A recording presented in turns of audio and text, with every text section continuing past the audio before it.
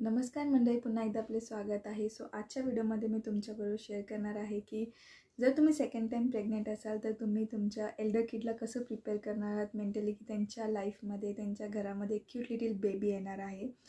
First thing जे आम्ही एलाच्याबरोबर सगळे गोष्टी ट्राय केलेल्या आहेत.